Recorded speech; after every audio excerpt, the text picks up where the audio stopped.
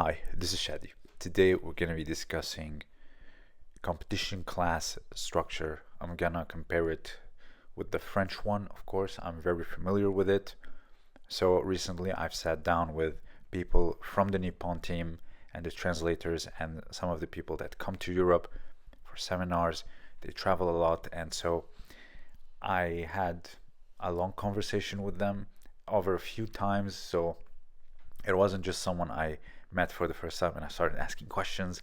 Of course, not there. That will make literally anyone uncomfortable. So, with time, with speaking, with training, etc., of course, I dared to ask that question, and they gave me a very interesting formula. Of course, if you want, you can note it down. But before we do that, please don't forget to check out my book, The Origins and History of Judo, translation of a manuscript from 1903 in both French and English and modern Japanese. So I'm going to compare it with the French one and see how you feel about it. So you have your normies class usually in a lot of suburban cities, in a lot of middle schools in Japan, or the Kodokan. Kodokan is a very academic place. It's a very pedagogique, so it's a lot of learning. It's a lot of people trying to get the most out of their randori. It's not really to push things beyond the limit, so to speak. Of course, it's if you go to Kodokan, you will know compared to universities.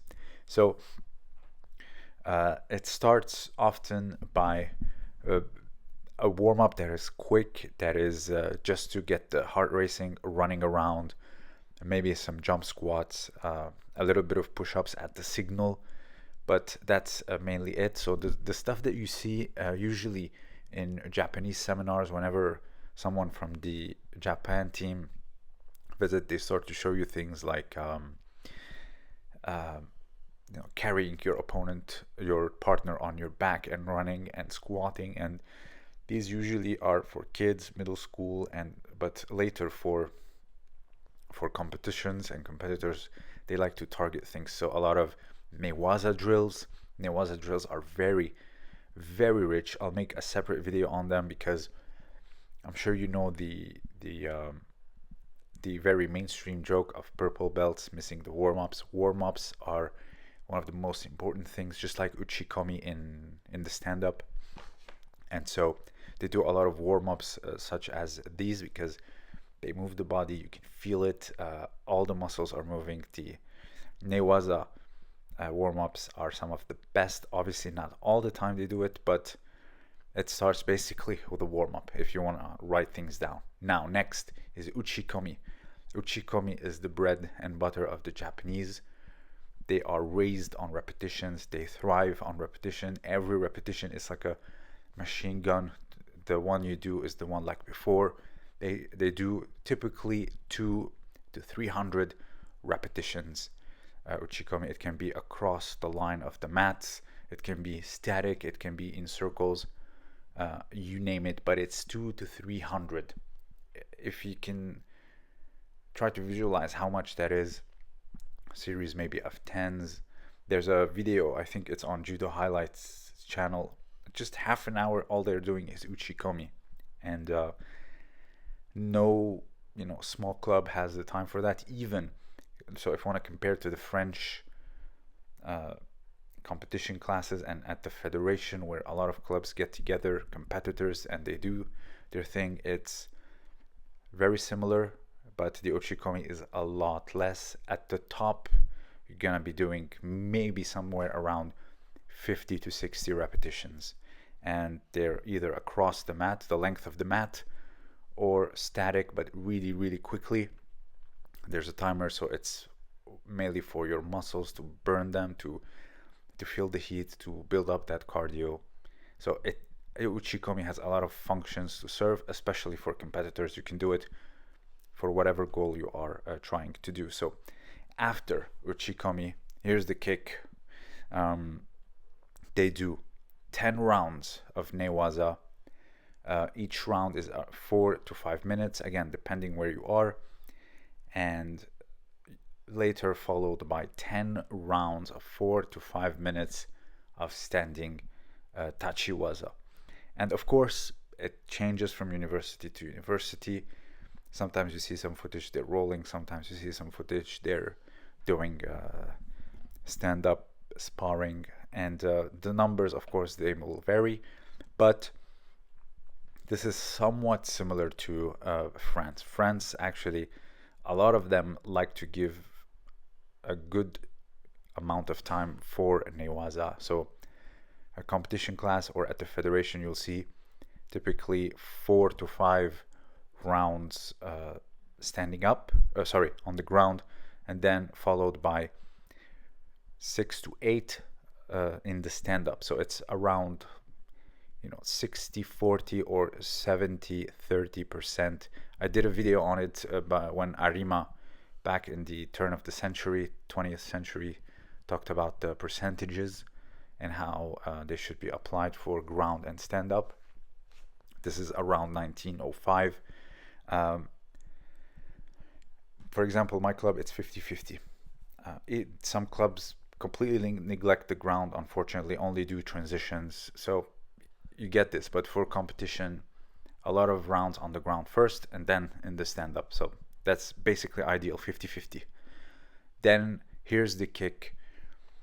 At the end of the sparring, when they're completely dead, their hands are almost fried, they do their moving Nage-komi. So the throwing drills where your partner comes at you, you just throw them, they take the fall. So the key to why they do it at the end is, of course, they're tired, they're exhausted, and there's not much left in them. And so they really need to move in a very relaxed way in order to get it. And that will also build the habit of not only doing things, when you're fired up, when you're fresh, but also when you're tired, to really do it as fluently and as effortlessly as possible. That's actually a great learning method for them to do it, because as you get older, you'd want to have that option as well. So this is actually a great way to finish off the session. And also, as you can just relax and take the fall, almost like you're enjoying it, because when you're fresh, you're crisp, you're not really warmed up. Some falls can feel a bit, they can feel not good.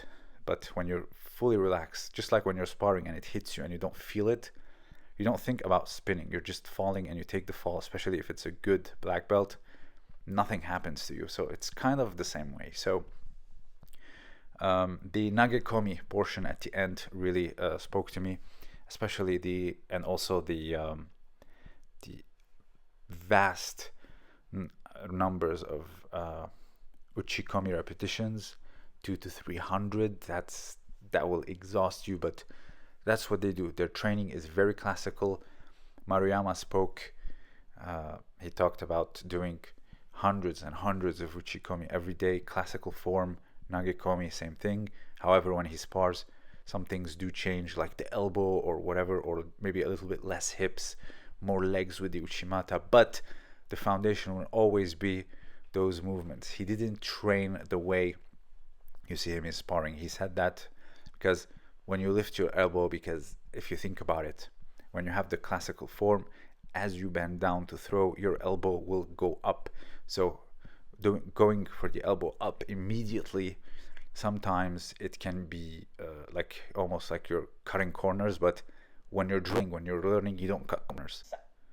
That's the idea behind it. So you do it properly with a full form when you're drilling, when you're training, but then with the heat of the battle, etc., things can change. Your body will maybe act different, enter differently, but that doesn't mean that you have to train it this way. So this debate that we've been having for quite a bit long now, it shows that drilling and fighting, they don't necessarily have to look the same, but what you do drill should be able to create what you use in sparring. But sometimes when you drill just the sparring form, that's not necessarily always the best thing. So if you have anything to add, let me know down below.